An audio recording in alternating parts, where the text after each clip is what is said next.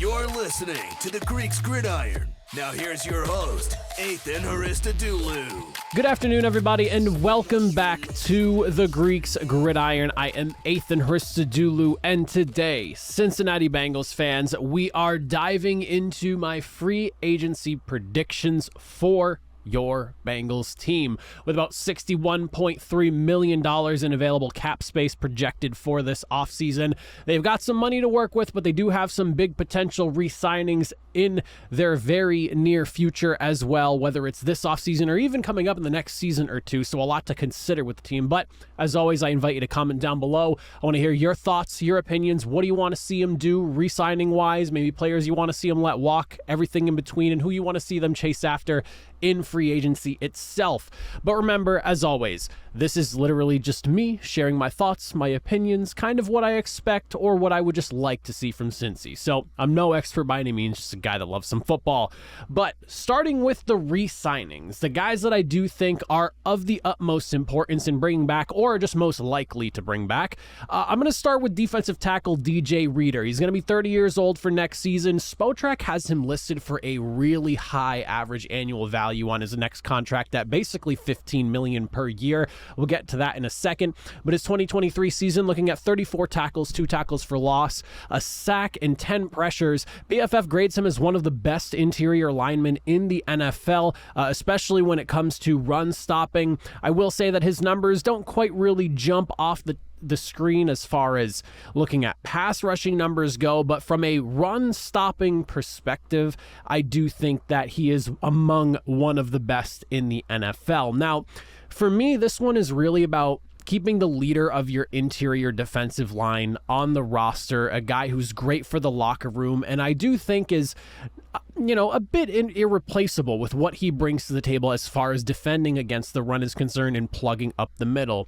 Now, like I said, Spotrac has his next contract at about $15 million per year. I do think there is a possibility that you could potentially bring him back for less on like a team-friendlier type deal. If it's a shorter term, something along those lines where you guarantee a lot of it for him to be able to make all that money regardless of how things turn out over a short span doesn't necessarily hurt you in the long run type of deal. So I do think if you could bring him back on like a 1 or 2 year deal to kind of run it back, Joe Burrow's going to be healthy. We want you on the inside leading the defense there up front.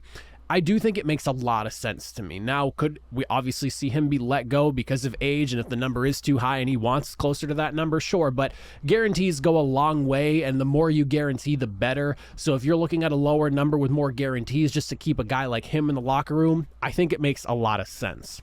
The second guy I have on here, and this is one that I don't think a lot of people are expecting to have happen here, and this is more a personal preference of mine, and one that I think if it winds up happening, wouldn't surprise me, but a lot of people, maybe, and that's re-signing T. Higgins. Go and keep the guy that seems to be one of the most coveted and sought-after wide receivers, and you're probably wondering, well, you have Jamar Chase coming up for a potential contract extension within the next year or so as well. How can you rationalize keeping a guy like T. Higgins and a guy like Jamar Chase on the same roster and be able to pay them both along with Joe Burrow and other guys? Well, T. Higgins and Jamar Chase as a duo combined together with what you've been able to do with Joe Mixon at running back, you of course have Joe Burrow. Why not just give it a go? 3-4 year deal. Yeah, you're probably paying him close to $20 million per year, but you can front load a lot of that, so that it kind of opens things up down the road for you to maybe move on if things aren't working out quite as well as you expected. I don't see what the downside is. I mean, other than just having to pay a wide receiver a lot of money, I understand, you look at a team like the Kansas City Chiefs and they're not paying, a wide receiver that type of money, and they just won back-to-back Super Bowls. And a lot of people can point to that, but not every championship team is structured exactly the same. And I could point to a team like the Los Angeles Rams from a few years ago, vastly different structure, in my opinion, with the way things go. That was a very veteran, experienced team with some high-priced wide receivers, whereas you have a team now like the Chiefs in back-to-back seasons winning a couple Super Bowls. It's not cut and dry with the way the Super Bowl winning formula goes. And I do think that keeping T. Higgins probably puts you in a position where you have to let Tyler Boyd walk. But at this point, T. Higgins, Jamar Chase catching passes from Joe Burrow on a potentially improved offensive line going into next season as I continue to dive into this, coupled with Joe Mixon being around the next couple of years, that makes an offense that is as competitive and as threatening as any in the NFL. Go ahead, keep the guy that everyone seems to be in love with this offseason that wants to go get him. See if you can convince him to stay. And worst case scenario, you can't. You get a good draft pick for him because you lose him in free agency, but I don't see why at least trying to keep a guy who was averaging 15.6 yards per reception this season is going to hurt you in the long run. Like, yes, it was a down year for him, but this is a guy that was a 1,000-yard receiver every single year leading up to this season. It just, for me, like fantasy-wise, and I don't mean fantasy football-wise, but just like fantasizing of an offense is what I actually mean, where T. Higgins and Jamar Chase continue to grow together as a duo and complement to Joe Burrow and Joe Mixon over there. Like, it's an exciting prospect for me and one that I would love to see continue to flourish in Cincinnati.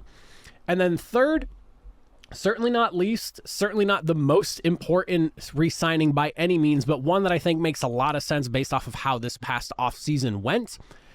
Quarterback Jake Browning. He's going to be 28 next season, a little bit on the older side of things, but he is set to be an exclusive restricted free agent for the Cincinnati Bengals, and you can bring him back, a guy that's probably worth anywhere from $4 to $6 million per year as a backup quarterback anywhere else. You can bring him back at about $800,000 or so, the veteran minimum. It might be a little bit higher than that. I don't know what the exact number is for quarterbacks, but I know it's within that range. And you have your backup quarterback for at least one more season should the most disastrous scenario happens where you lose Joe Burrow again. 70% completion percentage this past year, nearly 2,000 yards, 12 touchdowns. Yes, he had 7 interceptions. He also had 3 rushing touchdowns as well. I think Jake Browning earned himself, at the very least, a strong backup role for another season with the Cincinnati Bengals. You clearly saw some of the blemishes and things with his game as his time as a starter wore on. But when it comes to having a guy like him who may need to step in, let's say hypothetically for a game or two next year, depending on what Joe Burrow's recovery timetable is looking like and all of that, or just, freak thing here or there. Joe Burrow can't go for a game or two because of a hand injury. Let's talk best case scenario, just a stinger, something that keeps him out for a week. I trust in Jake Browning to come in and do what he did last year, especially during the earlier portions of his time when he first stepped in for Joe Burrow, and be a guy for you. Keep him on your roster for another year, and even after, maybe you have to pay him more the following season after that. If Jake Browning really is as successful as he was last year and continues to grow his game in your system, backing up Joe Burrow, not a bad gig by any means. Keep him. Never a bad idea to have a guy that you can trust to thrust into a game if need be at a last, whatever the disastrous moment might be. You don't want Joe Burrow getting hurt, but it's great to have an insurance policy. So I do think it's worth keeping Jake Browning around at least for another year, especially at around $800K. That's a literal no-brainer. Spotrac has him listed as a $5 million per year guy if he's going anywhere else. Now, moving out from re-signings and then jumping into some positional targets. And like I said, this is a brief just kind of run through of some expectations and things I'd like to see. I'm not breaking down the entire Bengals team here one by one, re-signing by re-signing.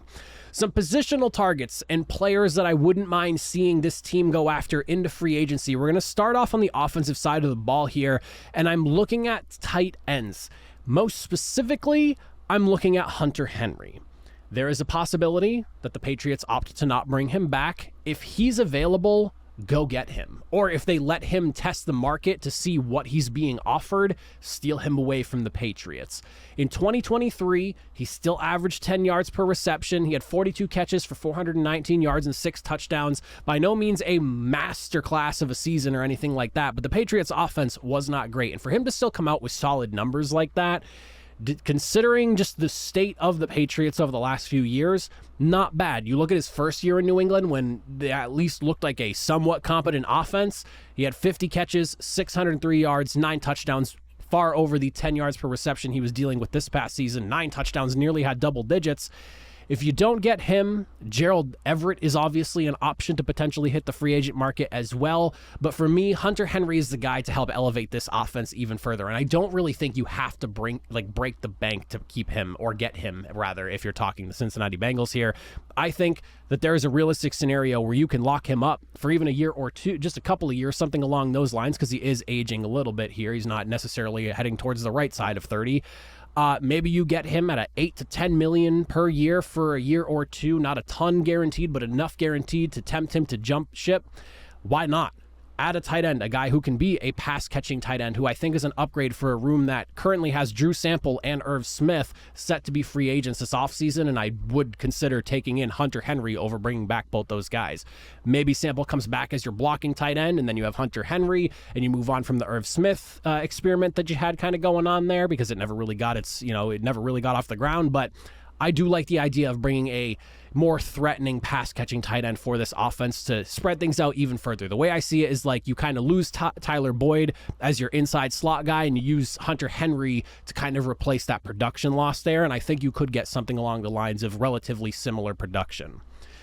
Now we'll look at the defense, and this is a position that I think is greatly of need because you have a lot of young guys, a player that's set to hit free agency, and, Mike Hilton being the other guy that's your somewhat aging veteran at this stage in his career. He's obviously approaching that 30 mark as well.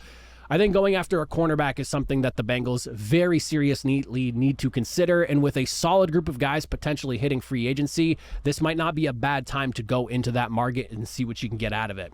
You allowed the sixth most pass. Oh my goodness, I'm stuttering over myself. You allowed the sixth most passing yards this past season. L'Jarius Sneed, Adoree Jackson, if Chicago's crazy enough to let Jalen Johnson walk, are all starting quality outside guys that you could go and target and get after here. L'Jarius Sneed just won a Super Bowl with the Chiefs, and odds are he could be the odd man out over there on that defense just because Trent McDuffie has evolved into an all-pro guy, I think a lot faster than even the Chiefs could have anticipated. And if you're going to have to, figure out keeping him around next season, L'Jarius Sneed might be the odd man out here, unless he opts to take less money and run it back with the Chiefs. But again, guys that could potentially be available. Chidobe Awuzie didn't quite get back to his pre-injury form. And then, of course, like I said, you do have a ton of young guys, DJ Turner, DJ Ivey, Allen George. None of them really seem to be starter ready, though, at least at this point, in my opinion. And you want somebody that you can have going alongside Cam Taylor-Britt and Mike Hilton. And I think going after a starter quality guy should be of the utmost importance for the Bengals this offseason. You need someone that you can thrust in there to help get that yardage number down. Again, sixth most in the NFL this past season as far as passing yards is concerned. An upgrade at cornerback, or even just in the secondary alone, is really something you need to look at here.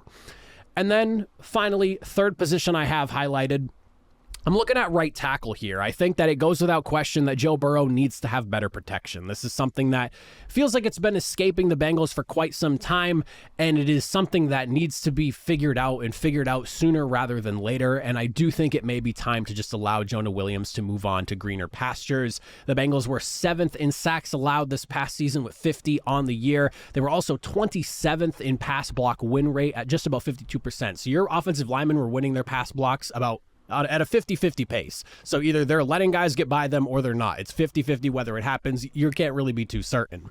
I think with guys like Trent Brown, Jermaine, I think his name's pronounced Ulamunor. I don't know. It's a really hard one to say. And then you also have a guy like George Font, a more veteran-aged kind of guy. There's a decent crop of vets that you could go after to kind of solidify the right tackle spot.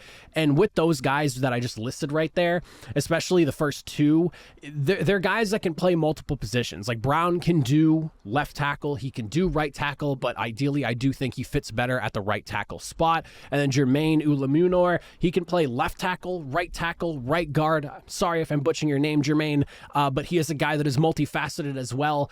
That always helps. Going after guys that can play multiple positions should injuries happen, which in the NFL just kind of seems like it's inevitable, would not be a bad idea, bringing in one of those guys. And I don't necessarily think you have to break the bank to bring any of those guys in either. You want to try to be smart with your money, get some solid signings to bolster your roster, but you don't want to just be dumping loads of money. And I think that if you're keeping T. Higgins around, keeping in mind you have to keep Jamar Chase down the road, and DJ Reader is definitely not going to be the cheapest guy to re-sign, at least in the scenario I'm breaking down right here.